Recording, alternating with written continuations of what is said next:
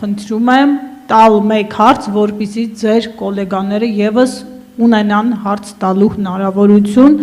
խնդրեմ այս շարքից Հռիփսիմե Ջեբեջյան։ Շնորհակալություն, պարոն Կարապետյան, ես նախորդ հարցը մի քիչ ավելի ուղիղ կտամ, քանի որ ձեզ քննադատում են այդ մասով իշխանականները։ Դուք պատրաստվում եք մեր պետությունը սարքել միութենական կազմի մեջ մտցնել, սարքել գուբերնիա, այդ ճիշտ է, թե չէ։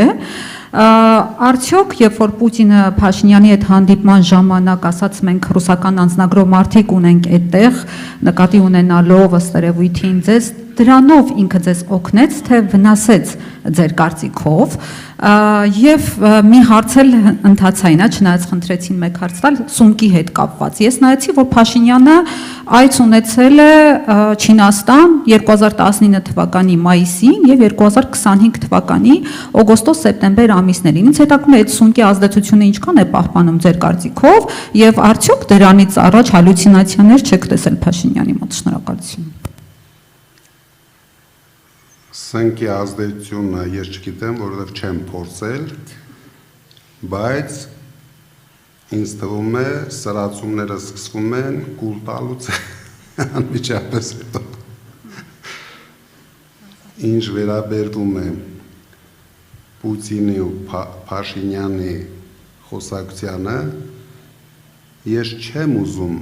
մեկնաբանել տարբեր երկրների ղեկավարների խոսակցություններին, բոլորը իրենց կարծիքը ունեն, Պուտինը իր կարծիքը հայտնեց, Մակրոնը եկավ Փաշինյանին զասոս դրեց, դրանով իր կարծիքը հայտնեց։ Հիմա եթե մենք սկսենք ամեն օր քննարկել տարբեր երկրների ղեկավարների խոսույթը, ում հետ մենք շուտով աշխատելու ենք եւ ստեղծելու ենք լավ հարաբերություններ,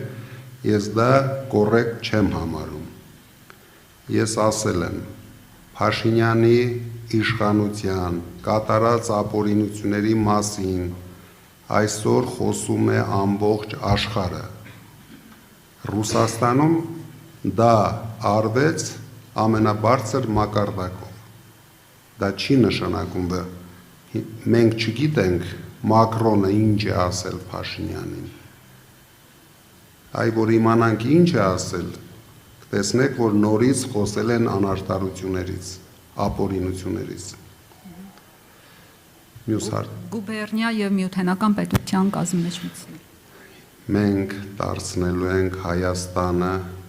տարածաշրջանի ամենազարգացող, ամենաակտիվ, ամենագեղեցիկ, ամենահարուստ երկիրը։ Մնացած բոլոր խոսույթները դա իրենց մասին է։ Հենց Փաշինյանը վերընտրվեց, մենք ոչ թե Ռուսաստանի գուբերնիա ենք դառնալու ենք Ադրբեջանի գուբերնիա, քանի որ հիմա ինքը հանդես է գալիս Ադրբեջանի մարզպետի դերում։ Շնորհակալություն, այսօր է